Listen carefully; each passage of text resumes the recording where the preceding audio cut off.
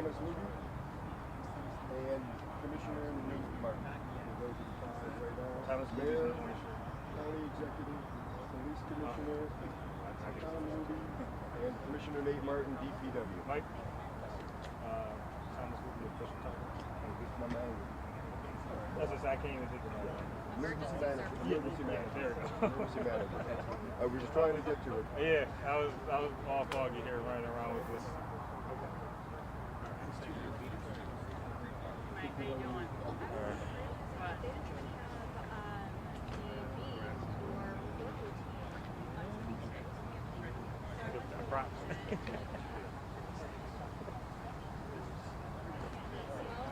Our county executive on one side, mayor in the middle.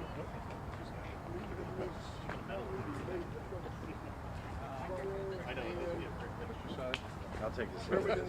Let's roll. Commissioner, over here. Nate, Tom, right here. Kathy, over here next to Nate. Sir, Deputy Mayor. Nate, you come on in. Let's go. Alrighty. We all good? Everybody ready? Cameras. Let's go. Mayor? I want to thank the members of the media for joining us. County Executive Polenkars and I have an update on the extreme weather that rolled into the city of Buffalo at about 12:50. There are some suspicions that what we experienced is a tornado. We do not at this point have official confirmation of that yet. The area where the weather event hit the hardest was the Niagara, Carolina Street area.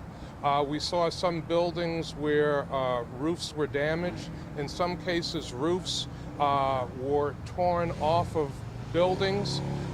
We have a nursing home, the county executive is going to talk about this in a moment, that sustained some roof damage. The city mission sustained roof damage. Hutch Tech High School sustained some window damage. A lot of trees have been damaged in this area of the city of Buffalo. We have about 5 traffic signals that are out on Niagara Street, on Elmwood Avenue. We're asking motorists to treat those as 4-way stops to approach with caution. There have been some cars that have been turned over as a result of this event. Fortunately, the good news at this point, city agencies, county agencies do not have any information about any injuries at this time. So that is the very good news out of this. National Grid reports about 802 customers that are out of power as a result of this event. There might be some power lines that are down, so we're asking people, if you see down power lines, please exercise caution and call that into National Grid. Now I'll turn things over to County Executive Mark Polenkars. Oh, I will say also that the County Executive and I have been in touch with Governor Hochul, and Governor Hochul has offered assistance as needed. Thank you, Mayor. First off, I want to commend the team from the City of Buffalo, the Mayor's Office, City Police, City Fire, City Engineering, City Inspection. Our team is at the ready to assist them if needed, but I know they're doing a really good job right now, and I want to thank them. This is what appears to be the 3rd tornado that struck Erie County in approximately a month. It wasn't that long ago. We had the one in Eden as well as the second one, which was in the West Falls area. Thankfully, and it will be confirmed by the Weather Service, it has not been confirmed yet, but thankfully it does not appear to have been as strong as the ones that hit in southern Erie County, which would have, if it had gone through this area, the city of Buffalo, would have caused significant damage. I was just down at the Ellicott Center Nursing and Rehabilitation Center at 207th Street. There is a portion of part of the building where the roof has been ripped off so that the location is not habitable for a portion of it. I just got off the phone with our emergency medical services crew from the Erie County Department of Health. They are working with the owner. It appears that out of the approximately 120 residents there, 35 will be displaced and have to be moved to a different location. So our emergency medical services is working with them to ensure that that's a smooth move. All nursing home facilities have to have these types of contingency plans in place in case of an issue where they have to move their residents, and that is being implemented by the owner of the Ellicott Center. As the mayor noted, the most important thing is it appears we have had no injuries, no deaths. I was in my office when this front came through. I heard something, I didn't know what it was. I looked out the window and I couldn't see anything because it was raining so hard. And then within a couple minutes afterwards, we started getting the report from our emergency services crew of what appeared to be a tornado. And then the video came in. As I said, it'll be up to the National Weather Service to make the determination if it was an actual tornado. It usually takes them 36 hours or so to state, here it is, it was a tornado. And because of the amount of damage they saw, whether it was an EF0, EF1, EF2, so I would not be surprised if we do not get a report from the National Weather Service for at least till tomorrow as to whether or not a tornado came through. We are still expecting significant storms, and I know that further to the west over Ontario there's a very bad cell, so do not be surprised if you hear another severe thunderstorm warning be issued by the National Weather Service. We did not get a tornado warning to my knowledge. There was no tornado warning that was issued. And we'll be talking with the Weather Service in future days to figure out what happened with that. It may be as quickly as this front came in, it surprised everyone. But most importantly, even though there is roofs that are off of some buildings, damage, that no one was hurt. And let's count our blessings for that. Mayor? Thank you. We'll next hear from Buffalo Police Commissioner Joseph Gramaglia and City of Buffalo Emergency Services Manager Thomas Luby. Thank you, Mayor. So it appears at 12:50 p.m. is when this weather event came through. Our city camera at Niagara and Carolina, we have very good video. It appears to be right in the middle of it. We will get that video out. We've got it uploaded, and we'll work to get that video out. But obviously the damage was really, we'll call the epicenter, at least for our purposes, let the National Weather Service confirm all that, is to the Niagara and Carolina area. There's a significant amount of damage. There's some social media video in the 200 block of Niagara Street where a roof was torn off. Prospect Avenue has a significant amount of trees down, so cars cannot go down that roadway. We are asking everybody to not come down here. Don't sightsee, don't drive down here. Please stay out of the area. There's traffic lights that are out on Niagara Street. So we have Niagara Street closed from Niagara Square up to Maryland. Prospect is also closed. It's you couldn't get down it if you wanted because of the trees that are down anyways. There's also other damage over at the City Mission. There's some roof damage. A car flipped over in that location as well. So our emergency crews were on scene pretty much immediately, and that shows by our city cameras. Police officers and firefighters responded, Parks, the Public Works, everybody got activated on this very quickly. We activated a command post in police headquarters. We obviously had the phones, a virtual command post, if you will, got going. We got all our essential personnel. We have a on-site command post. So first and foremost, we're all going through assessing, making sure that there are no injuries. As the mayor and the county executive has said, to this point right now, we have no information on any injuries, which is great news. But they're going around with all the entities to assess any structural damage. Obviously, we have to make sure it's safe before anybody moves on any other aspects, and then we'll start the cleanup. But there's power lines down. There's obviously other damage that we're working through. But again, I can't stress enough, don't come down here. Let our first responders, let all the emergency workers do what they have to do without being impeded by anybody else trying to come down here. Mayor? Thank you, Commissioner. Thank you, sir. Mr. Luby? Thanks, Mayor. So as of now, we have the chief meteorologist from Buffalo on site doing a damage assessment of what type of tornado did actually land. So that's being conducted as we speak. But you do have a coming from the Cleveland and northern section.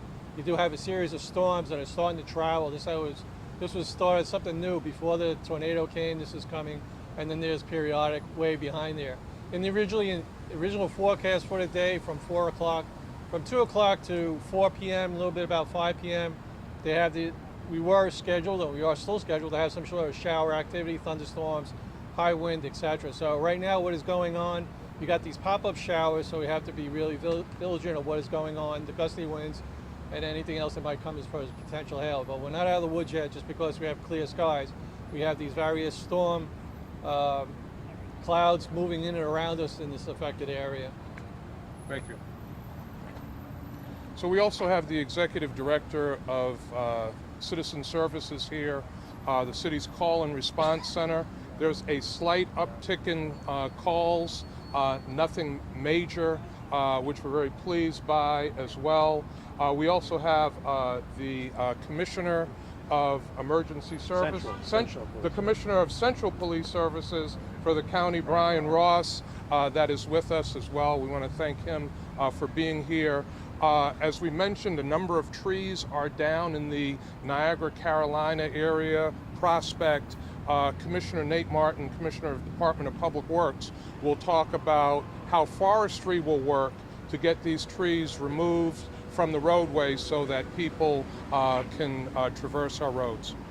Just one update, the 190 exit at Virginia's Court. All right, just one update from Police Commissioner. The 190 exit, or the exit of the 190 to Niagara Street is closed at this point in time, so to prevent any traffic. So, as the mayor indicated, that debris zone where we've got a lot of those trees down is pretty significant, so we're assessing that now. But our forestry team in the Parks Division, along with our emergency contractors, are in. We're already doing tree removal now. We've got our staging site set, so we're in the process of getting those streets clear where we know we've got damage. National Grid, obviously working on restoring power, but they have their tree crews in as well, so they'll be removing some of the tree debris that might be impacting the power lines. So I think between the Grid crew and our crew, we'll make fast progress to get the right-of-ways cleared up, and then we'll be able to assess a little bit better. Mayor? Justin, some small damage to the roof at Buffalo City Hall, but Buffalo City Hall remains open. We are also finding more damage to roofs in the Niagara, Carolina area. We have our Department of Permits and Inspections that is out inspecting. Our Commissioner of Permits and Inspections, Kathy Amder, will give an update at this time. Thank you, Mayor. So we have a team of inspectors out going street by street trying to triage damage. We're looking for anything with down power lines that would be a hazard, parapets and roofs on masonry buildings that have had damage. Chimneys have fallen. Some roofs on regular sloped asphalt roofs have come off. So as our inspectors go through, we'll look for the most dangerous situations. In some instances, people may not be able to go back home tonight. We will post a buildings unsafe placard on those buildings, and we will work with our team members and citizen services in different areas of the city to help folks find alternate housing for the night in those instances. But please keep an eye out for those buildings unsafe. If we do post that, you don't want to go back into your building. We don't do that when we don't have to. So please be thoughtful of that. Thank you. Thank you. County Executive Polenkars and I will take any questions that the media has at this time, or any of the other commissioners that are assembled today. Will a state of emergency be called on this now to get other resources? I don't think we anticipate a state of emergency being called at this time. If someone has one of those homes where they do see structural damage, where can they go? Will they be sheltered? The Red Cross getting involved here, or anybody know at this point? Commissioner? So this is just unfolding. What we typically do is partner with folks who do this work. There's emergency housing, and we'll connect them with those services and keep talking to them until they find a place to go. Obviously, if you have a family member, that's always a great first step, probably the most comfortable step. And then from there, we'll do what we can to help folks. Yeah, if I can add, the Erie County Department of Social Services Homeless Unit will assist individuals if they do not have a place to go. As was just noted by the Commissioner, if they have a family they can stay at, we always recommend they stay with family. But if there is no place for them to go, the Department of Social Services Homeless Unit will place them in the short term if needed in a hotel. Has the city of Buffalo ever dealt with a suspected tornado before that you know of? You know, we've had a number of extreme weather events that we've had to deal with. We've certainly had a lot harsher weather than this. So we are prepared to deal with this, and I am very thankful that Governor Hochul has reached out, that County Executive Poland Cars is here, so we will have the resources of city, county, and state government to address any needs that we have. Do we anticipate the road closures to last well into the evening, and with the upcoming weather this evening, will that hinder any of the cleanup or assessing the damage? So we're going to keep the roads closed as long as necessary. We'll assess that as time goes on. Obviously on Prospect, it'll be a matter of getting the trees cleared out of there. That's going to take some time. As far as Niagara Street, I think that'll be closed while they assess the damage to the buildings. And if we can get those things narrowed down right to that specific site, then we'll reopen the roads as soon as possible. As we said, the 190 on-ramp, off-ramp interchange in Virginia is closed. You know, we try to get those on and off ramps. The state tries to get those open as soon as possible. So we will work as quickly as we can to get those open, but it's going to take time. Commissioner, can you stress again, we're getting close to rush hour. We do have other streets, I think, where traffic signals are out with rush hour to treat those as four-way stops. Yeah, so as Mike just said, so anytime you approach any intersection, even if the stop sign's knocked down, but if the light is out, treat it as a four-way stop, come to a stop. We will work on getting that restored. We're still assessing. More damage reports are coming in, so you're getting this press conference about an hour and a half after, so we don't know everything yet. We will get it out. Watch out for our social media and obviously reports going out, but we're going to work to get services restored as quickly as possible. We're bringing in a lot of our other assets. Our SWAT team is actually out assisting with some of those site assessments, so we're going to bring out whatever's necessary to get this cleaned up and rectified as soon as possible. Anyone else? Can we just get like the phone numbers or the locations people can go for the housing help? Website, something? So we'll call 311 and we'll make sure that information is available to you. Also, we'll get some sheets for the buildings that are posted with buildings unsafe, where we put the information right on the doors, so as people approach their building, they're aware of those phone numbers. County Executive, can you just clarify again? You said about 30 out of 120 at Milligan, I believe. I was informed, Ron, that 35 of about 120 were going to have to be moved as a result of what was damage to the roof on what would be the section closer to the 190. There's a 3-story section, and then there's a 2-story section. The 3-story section, I believe Buffalo Fire has gone through with structural engineers and determined that's safe, that's fine. There's a 2-story section which is connected but can be closed off, that suffered a portion of the roof was ripped off, and as a result it was determined that they cannot stay there for the near future, and so 35 of the approximate 120 are being moved under the plan that the nursing home operator has in place already with New York State. Every nursing home operator has to have an emergency contingency plan if something should happen to their facility as to where they're going to move the patients. So if the operator has another nursing home in this area where they have empty beds, they can move them there. If they have no empty beds in another nursing home that they own, they have to move them to another facility and pay for the cost. That it would be contained is how they would do that in the plan that's on file with New York State. Anyone else? Is it possible to just quantify the damage here? Is it spread across several blocks, primarily the west side? Do you know how many structures exactly? It's primarily the west side. It's spread across several blocks. We're still assessing the full impact of the damage right now, but mostly contained to the lower west side. And then what is the duration that these specific emergency buildings, the ones that are labeled as emergency areas, how long will those be listed as emergency places for? What's the duration? Until they're safe is the short answer, but what we do in those instances, we find the owner, we contact the owner, give them an order to remedy the situation, and it depends on how extensive the damage is. I saw a building over on Niagara Street. It might be a good idea for people to look for permanent alternate housing. But again, we will work with folks on a case-by-case basis, giving them information as we have it. All right, we all good? Thank you, everybody. We'll provide updates throughout the day and evening. Thank you, everyone. All right, thanks. Thank you. 211? Where's your car? It's in the mighty fucking. I gotta go. You know what? It Thomas, depends on thank what you're in. So talk to whoever's over there. As long as there's nothing impeding it, then you'll have to go south. But your best bet is to go. I don't know what it looks like over there. So it depends on if you're kind of locked in, it's going to be there until take a walk over that way, and I guess to the closest where you can.